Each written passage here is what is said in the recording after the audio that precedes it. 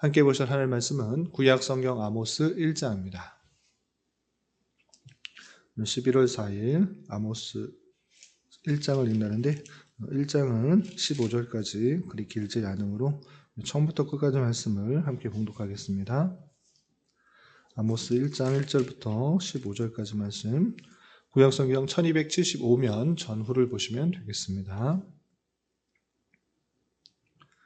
1절부터 함께 봉독합니다. 유다 왕 우시아의 시대, 곧 이스라엘 왕 요아스의 아들 여로보암의 시대, 지진전 2년에 드고와 목자 중 아모스가 이스라엘에 대하여 이상으로 받은 말씀이라. 그가 이르되 여호와께서 시온에서부터 부르짖으시며 예루살렘부터 소리를 내시리니 목장의 초장이 마르고 갈멜산 꼭대기가 마르리로다. 여호와께서 이와 같이 말씀하시되 다메섹의 서너 가지 죄로 말미암아 내가 그 벌을 돌이키지 아니하리니 이는 그들이 철 타작기로 타작하듯 길앗을 압박하였음이라. 내가 하사엘의 집에 불을 보내리니 베나닷의 궁궐들을 사르리라. 내가 다메섹의 빗장을 꺾으며 아웬 골짜기에서 그 주민들을 끊으며 베데넨에서 규 잡은 자를 끊으리니 아람 백성이 사로잡혀 기르에 이르리라. 여호와께서 말씀하셨느니라.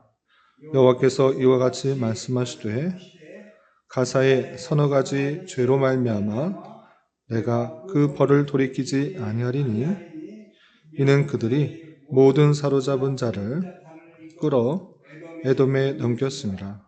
내가 가사성에 불을 보내리니 그 궁궐들을 사르리라.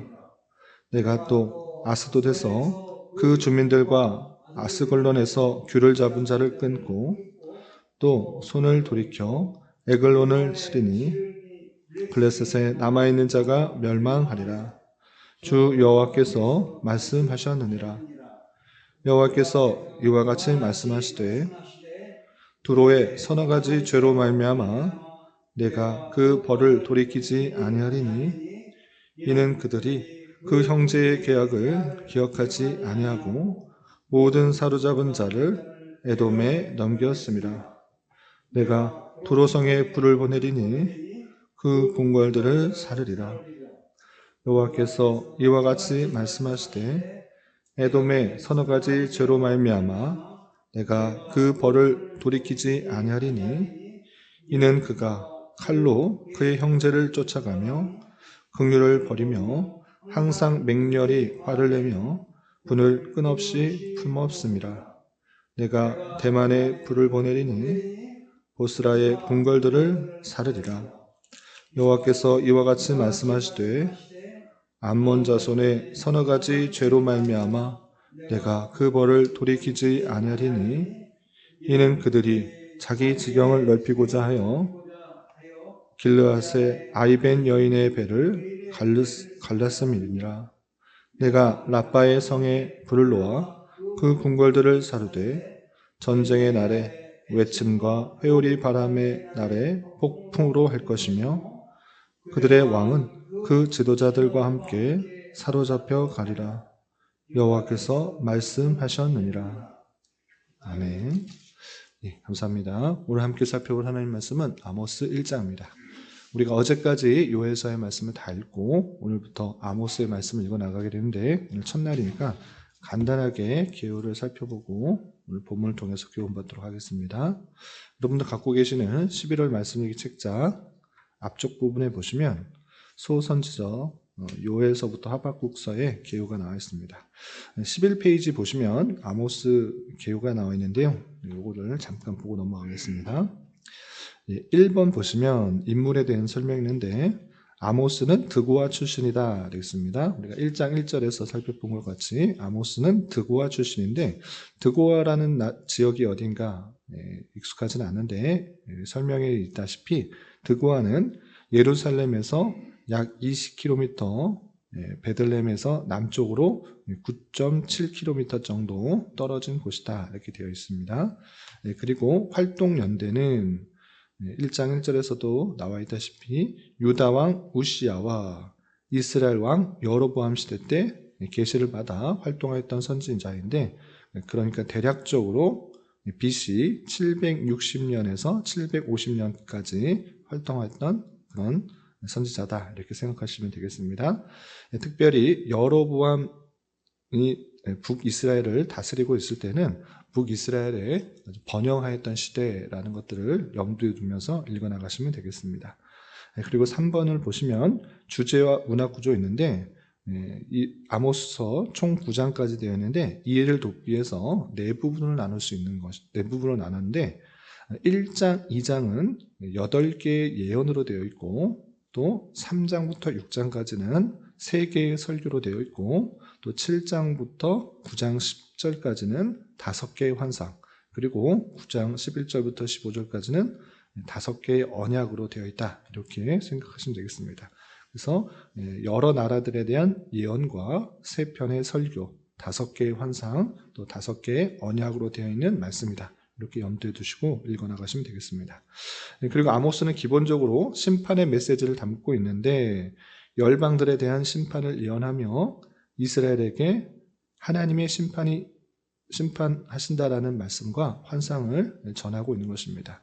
그래서 아모스는 이스라엘 자신은 물론 유다를 포함한 이스라엘 주변 7나라를 연이어서 고수하면서 시작하게 되고, 또 그것에서 그치는 것이 아니라 하나님의 의, 하나님의 공의를 강조하면서 그 백성들 간의 관계에 있어서도 의와 공의가 존재한다라는 것들을 밝혀주고 있습니다. 그때 당시 북이스라엘에 번영하였던 모습은 있지만 외적으로, 경제적으로는 부국할 수는 모를지라도 의와 공의가 없어지고 과도한 사치 추구, 자기 탐닉, 가난한 자에 대한 압제들이 만연하였기 때문에 이런 상태에서 하나님의 의와 공의를 강조하는 것입니다. 그래서 부유한 자는 가난한 자들의 압제했던 일, 그리고 종교적 위선들을 책망을 받게 되는데, 종교라 함은 하나님을 그냥 외적으로 절기를 지키고 종교 모임에 참석하는 것에 그치지 않고 의로운 삶까지, 또 사람을 대하는 방식까지 포함한 것으로 하나님과의 관계뿐만 아니라 이웃 간의 관계에 있어서도 올바른 삶, 의를 추구하도록 촉구하는 말씀으로 생각하시면 되겠습니다. 이렇게 되어 있고, 4번 보시면 내용적 구분이 있는데, 서두에도 말씀드렸다시피 총 9장까지 되어 있는데 1장, 2장에서는 8나라에 대한 예언이 되어 있고, 또 3장부터 6장까지는 3개의 설교, 또 그 다음에 5개의 환상, 또 5개의 언약으로 되어 있다, 이렇게 구조를 염두에 두시면 읽어나가시면 되겠습니다.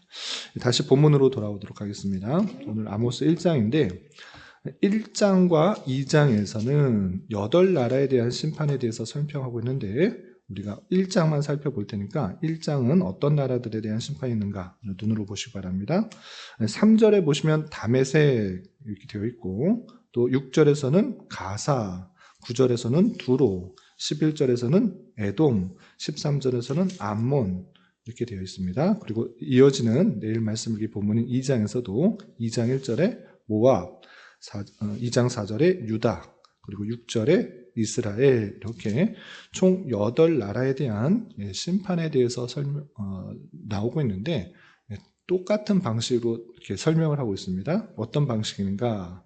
어떤 나라의 서너 가지 죄로 말미암아 내가 그 벌을 돌이키지 아니하리니 라고 시작하면서 어떤 나라의 서너 가지 죄악들이 있기 때문에 심판하신다. 그러면 그 죄악이 무엇인가를 설명하고 그것에 대한 하나님의 심판이 무엇인지 이렇게 요약되어서 나와 있는 것입니다.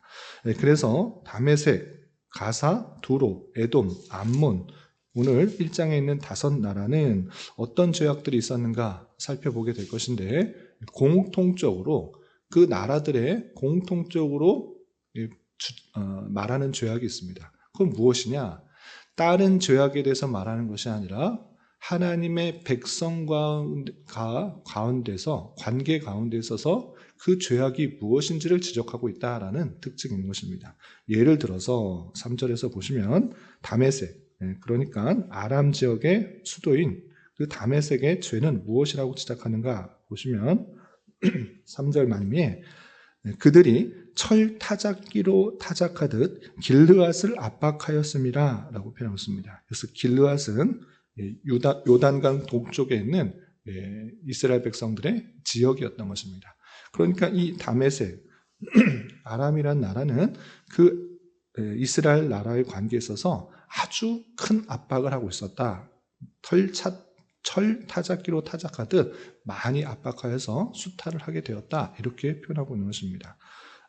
이렇게 하나님의 백성과의 관계에 있어서의 잘못을 지적하고 그것에 대해서 심판을 선언하고 계시는 것입니다.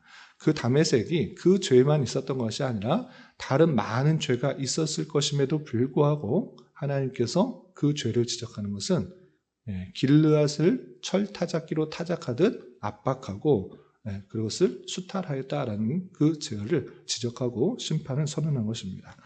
또 6절에서 보시면 여호와께서 이와 같이 말씀하시되 가사의 서너 가지 죄로 말미암아 내가 그 벌을 돌이키지 아니하리니 되는데 이 가사는 블레셋의 대표적인 5도시 중에 하나인 것입니다. 이 블레셋의 가사가 어떤 잘못을 하였는가라고 지적하는 그 내용을 보시면 이렇게 되어 있습니다. 6절 하반절에 그들이 모든 사로잡은 자를 끌어 에돔에 넘겼습니다 라고 표현하고 있습니다. 서너 가지 죄가 있는데 서너 가지 죄를 딱 열거하는 것이 아니라 하나를 딱 설명하는데 그것도 마찬가지로 이스라엘 백성들과 관계한 죄를 지적하고 있는 것입니다. 그 죄의 내용이 뭐였습니까? 그들이 모든 사로잡은 자를 에돔에 넘겼다라고 표현하고 있습니다. 이 사로잡은 자, 이 유대의 이스라엘 백성들이 끌려 잡힌 것을 에돔에 넘겼다라고 그렇게 죄를 지적하면서 많은 죄가 있을 것이지만 이스라엘 백성들을 사로잡힌 것들을 잘 구해주는 것이 아니라 다른 나라에 넘긴 그것이 죄다 이렇게 지적하고 있는 것입니다. 그리고 9절에서도 마찬가지로 여호와께서 이와 같이 말씀하시되 두로의 서너 가지 죄로 말미암아 내가 그 벌을 돌이키지 아니하리니 되는데 이 두로는 두로와 시돈 그러니까 페니키아 지역에 있는 아주 해상무역으로 활발한 그런 도시인 것입니다. 그 도시에 서너 가지 죄가 있는데 그 죄를 하나하나 열거하는 것이 아니라 대표적인 하나의 죄를 열거하는데 어떤 것을 얘기하는가 보시면 그들이 그 형제의 계약을 기억하지 아니하고 모든 사로잡은 자를 에돔에 넘겼습니다 라고 하면서 똑같이 가사와 마찬가지로 사로잡은 자를 에돔에 넘겼다. 그런데 덧붙여서 무엇이라고 설명하고 있습니까? 그 형제의 계약을 기억하지 아니하였다라고 하는데 이 두로와 이스라엘 백성들 간의 관계에 있어서 특별히 솔로몬과 아주 밀접한 관계에 있었던 것입니다. 아주 밀접한 관계로 인해서 건축 물자를 주고 또 돈을 주는 그런 관계, 형제와 같이 그렇게 사이가 좋은 그런 관계였는데 어떻게 그렇게 사로잡혔을 때 그것을 도와주지 않고 에돔이라는 나라에 넘길 수 있는가? 이스라엘 백성들 관계에 있어서 그것을 존중하지 않고 다른 나라에 넘긴 것, 그것이 죄다라고 하면서 가사의 죄와 똑같은 그런 죄를 말하면서 특별히 형제 간의 관계였던 그 계약도 다 무시하였다라고 하면서 그 죄를 지적하고 있는 것입니다. 그리고 11절에서도 이렇게 표현하고 있습니다. 11절에 보시면 여호와께서 이와 같이 말씀하시되 에돔의 서너 가지 죄로 말미암아 내가 그 벌을 돌이키지 아니하리니 라고 하면서 이 에돔의 죄를 지적하는데 서너 가지 죄가 있다, 여러 죄가 있다 라고 말하는데 또 그것을 하나하나 다 열거하는 것이 아니라 마찬가지로 이스라엘 백성들과의 관계에 있어서 그 죄를 더 부각시키는 것입니다. 어떻게 표현하는가? 11절 하반절을 보시면 이는 그가 칼로 그의 형제를 쫓아가며 긍휼을 버리며 항상 맹렬히 화를 내며 분을 끝없이 품었습니다 라고 하면서 그의 형제 에돔은 에서의 자손들로 모여있는 그런 나라인데 이 에서와 그의 동생인 야곱과의 관계는 형제 관계인 것입니다. 아주 친밀할 수밖에 없는 그런 관계임에도 불구하고 이 동생 야곱이 형의 장자권을 빼앗아 더 많은 부를 누리는 것 같아 항상 에돔은 이 야곱, 이스라엘 나라를 빼앗고 착취하고 또 화를 내며 분을 품고 있었던 것입니다. 이렇게 그 형제를 대우한 것이 아니라, 그 형제 나라를 대우한 것이 아니라 긍휼을 버리며 항상 맹렬히 화를 내며 분을 끝없이 품었다라고 하는 그 이스라엘 백성들과의 관계의 그 잘못들을 지적하면서 하나님께서 심판, 벌을 돌이키지 아니하겠다라고 표현하고 있는 것입니다. 그리고 13절에 마지막 5번째 나라 암몬 자손의 죄를 지적하는데, 마찬가지로 암몬 자손의 서너 가지 죄로 말미암아 내가 그 벌을 돌이키지 아니하리니 이는 그들이 자기 지경을 넓히고자 하여 길르앗의 아이벤 여인의 배를 갈랐음이라 라고 표현하고 있습니다. 여기서 길르앗이라는 도시가 나오는데, 아까 3절에서도 살펴보았듯이 요단강 동쪽편에 있는 그런 지역이지만 이스라엘 백성들이 차지하였던 그 땅이었습니다. 그런데 그 땅을 차지하고자 그런 아이벤 여인의 배를 가르는 그런 악한 일을 서슴지 않은 것이 어떤 나라였는가? 암몬 자손이었다, 이렇게 표현하면서 하나님의 백성들을 참으로 잘 대우하지 않고 또 그 땅을 빼앗았던 그 암몬, 그 잘못을, 그 죄악을 돌이키지 아니하겠다라고 표현하고 있는 것입니다. 이 각각의 죄악들을 열거하면서 하나님께서는 어떤 심판을 내리시는가? 다메섹에서는 4절, 5절 보시면 하사엘의 집에 불을 보내리니 베나단의 궁궐들을 사르리라.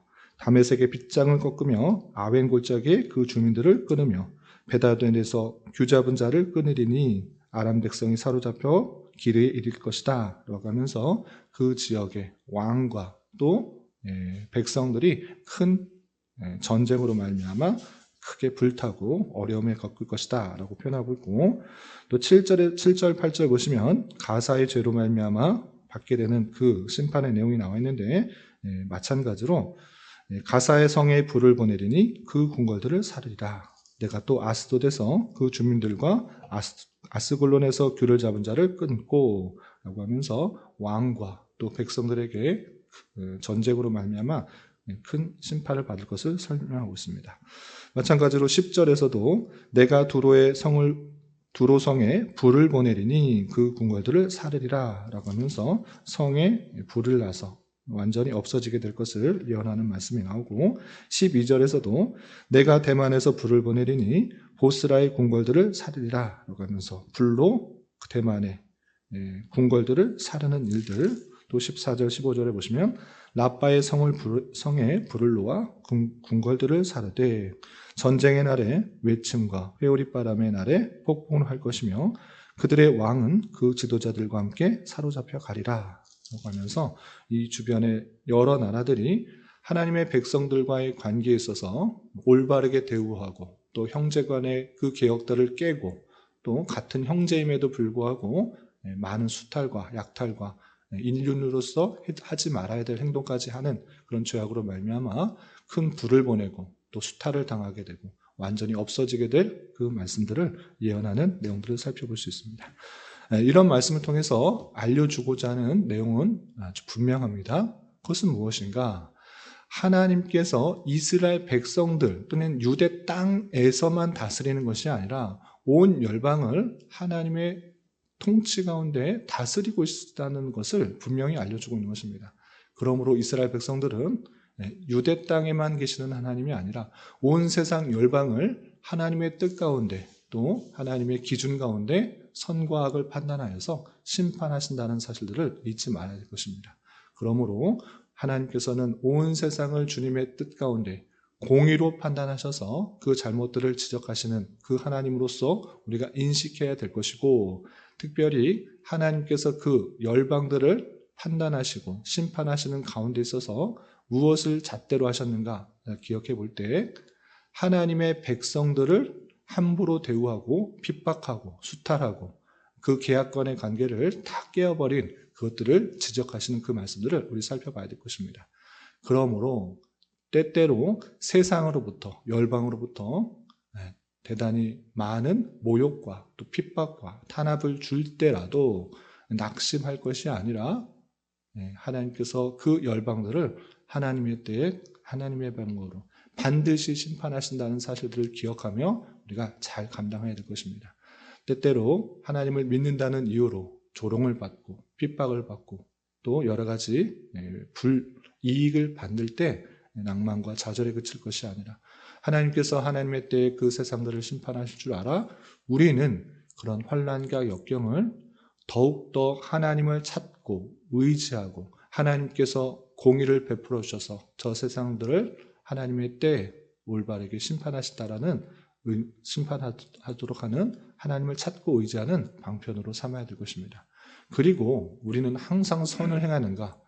내일 말씀도 읽어서 내일 말씀 읽으면 알게 되겠지만 이스라엘과 유다도 죄악이 있는 것입니다. 잘못한 것을 지적하시고 책망하실 때 하나님께서는 다른 나라들, 열방들을 들어서 심판하는 손길들을 확인하게 되는 것입니다. 그럴 때 우리는 여러 가지 고난과 환난과 또 핍박을 당할 때 혹여나 내가 잘못하기 때문에 죄를 지었기 때문에 당하는 고난과 핍박과 또 그런 어려움들은 아닌가 삼가 살펴보면서 내 자신을 더욱더 주님의 앞에 나아가고 회개하고 또 내 잘못들을 복종시켜서 성화의 수단으로 삼는 자가 되어야 될 것입니다.